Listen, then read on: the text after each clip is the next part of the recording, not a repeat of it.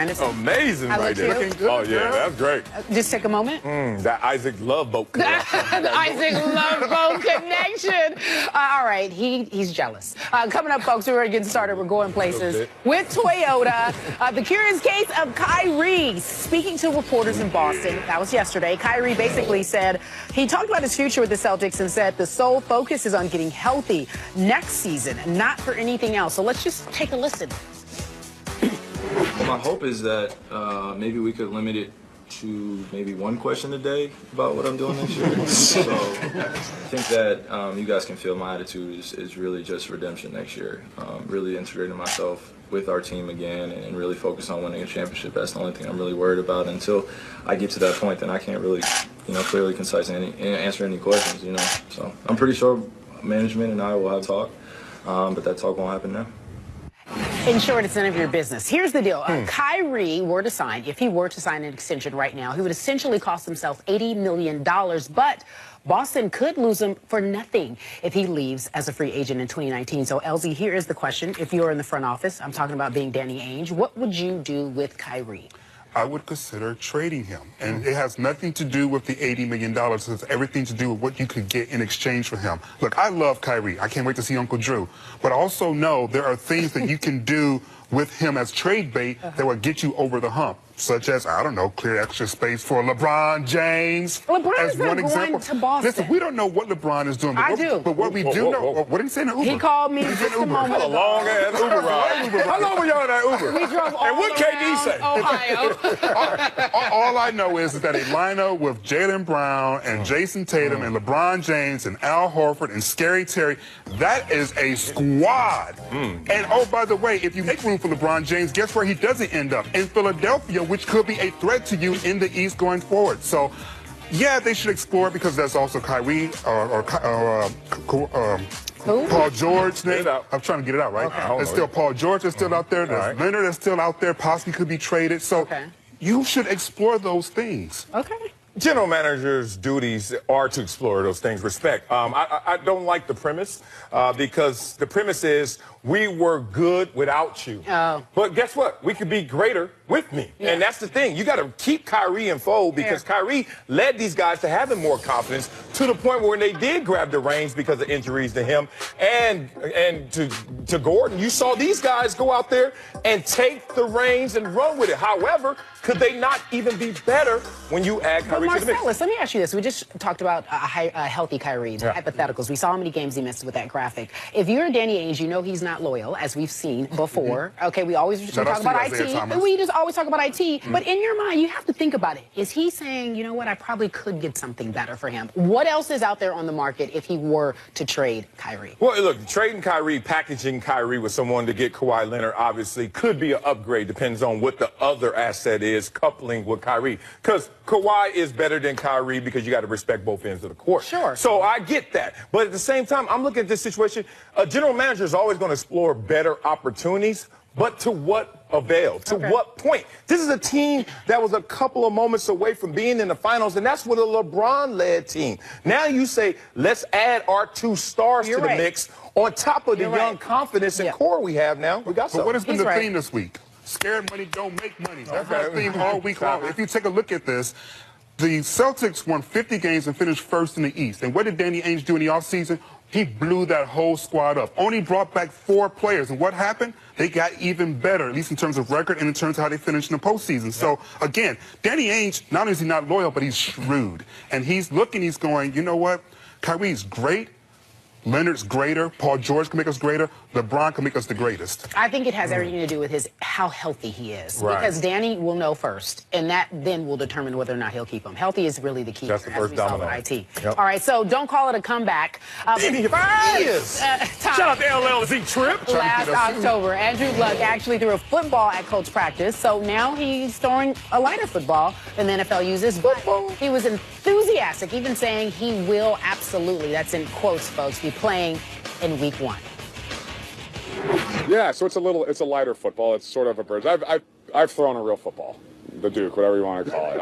I've picked it up and I've thrown it, and it felt great. And honestly, there was a little mental block to doing it, and I had to do it. Sort of by myself. I'm not sure what else to say, but I just believe I'm on the right path. I believe I'm going to be absolutely fine. I believe I'm going to be better than I was. No knock on wood. I'm going to be there. I'll be playing.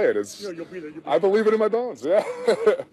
Okay, not only is it the summer of LeBron, it's the summer of Andrew Luck. I'm tired of feeling about, is he going to play, is he not going to play? So, Marcellus, your take. Are you excited about the possibility of him returning? Absolutely. And shout out to the media member who said knock on wood, because that's the difference between an athlete and a non-athlete. You got to knock on wood. This dude believing in himself because this dude has been there before. He's overcome adversity before. Why do you always try to insult us non-athletes? Because I want y'all to know when y'all reporting on sports to know who y'all reporting on, not just what y'all reporting on, okay? So, look, you're 1 in a million when you make it to the league, let alone come in as the highest, the most touted quarterback since John Elway. In the last 25 years, we heard of John Elway and then Andrew Luck in that tier 1 column. And this guy has been suspect. Let's respect that. It's been up and down, tremendous success early, and then the injuries, and then doing too much. But now we have shared the blame in so many places, but now it lands squarely on his lap. This is the year of redemption, or this is the year for him to check it all up. Well, I'm happy that he seems to be in higher spirits, but if I'm a coach, GM, or personnel, I'm looking like going, he ain't back yet. Now, if we were in college and you're throwing a college football, that's great. But this is the pros, and I don't care what you did in the corner somewhere hidden when no one can find you. You're in front of cameras throwing a lighter football, and you're trying to tell us, yeah, I still believe I can get there. That's not good enough for me. You can't build your season on someone hoping they can be there when they haven't been there for two full seasons. I mean, It's June 13th right now. So I understand the guy has time. He has time. It's called progression, rehab, and still recovery. He still has some runway. You know what? If he's throwing a Nerf football and it's June 13th, then I'm concerned. What's going to happen come September? You don't think he'll be ready? I don't know what I'm going to get. And again, if you're the GM, you can't go into the next season not knowing if you have a starting quarterback or not. Well, they have one. They got Jacoby Brissett. So they have a starting quarterback. Okay. They just want to know if they have the franchise quarterback that they believe in Andrew Luck once again. Well, your franchise quarterback plays football and throws an NFL football. So that question is probably no right now. Okay, but next week he's throwing a regular football. Thank you. Okay. If he's throwing a regular football next week, yeah, sure. Wow. No projection, huh? Yeah. No foresight, just right now in the moment. How many times have we been down this road where Andrew Luck is on his way back and then why he's not so here? cranky today? His own I one. didn't get all my coffee. Yeah, I didn't get all my coffee. Left that suit jacket somewhere. Yeah, where is it? Oh, here you go. Next up, Antonio Brown feels some type of way. Antonio Brown skipped the majority of Steelers' voluntary OTAs, and yesterday he vented about his frustration when it comes to dealing with the media. He's just basically tired of it, suggested that he truly just doesn't feel free anymore. Why is that? I'm constantly under the pressure. I can't go nowhere and work out by myself. Fans come meet me at the field. You know, I can't do nothing normal. You know, you guys write about me every day. My mom, my kids see it. So we have to deal with these type of things, you know. And I started to think to myself, am I really free? You know, I can't really express myself in this game. I can't really tell you guys how I feel. You guys make the pressure to put pressure on me all the time. Am I really free? You know, and I go to asking myself that in regards to taking away time from my kids and everything that's going on. So I had to get away to, you know, free my mind. So there's a difference between being a celebrity and then being famous. And then for me, famous is like Angelina Jolie, Brad Pitt. I can't go to the market. I'm not truly free because you guys are really bothering me. Celebrity, I'd say he's maybe a B+, A-level celebrity. I think he still can go to the market, depending if he's outside of Pittsburgh. Good point. So talk about what he's saying. Do you agree with what he's saying? I think anybody who's been in the public light has come to this moment. And it's a moment that you have to respect and call it what it is. It's opportunity costs. In the NFL, what that means is you get paid not to play a child's game on Sunday.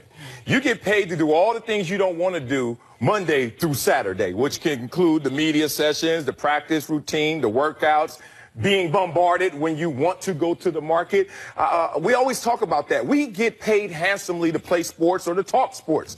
You got to understand it comes at a cost. It comes at a price. So what he's talking about right now is his Kanye moment. And everybody laughed at Kanye when you're like, yo, this freedom of thought actually comes with direction.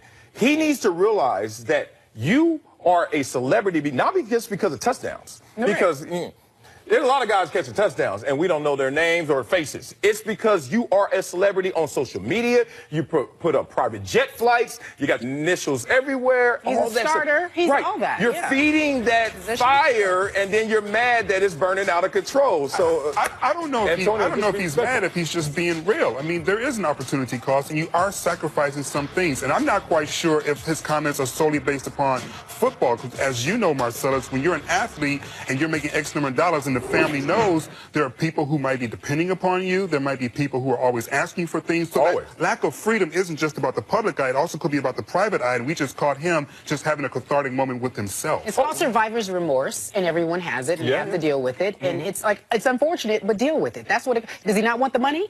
Yeah, Does he not want the attention? I'm sure he wants the money. I'm sure he wants the attention. I don't feel sorry for you. Keep I don't feel sorry for you. Don't tell me about the pain. Just show me the baby. Tell me about the market. You know, coming up, Draymond Green threw all types of shade at the Cavs. I don't know why he did that. And these guys will talk about petty. Marcellus loves this topic because he's king petty. I love that little baby fro. This is Sports Nation. I love that little baby fro. Sports Nation is presented by Toyota. Let's go places.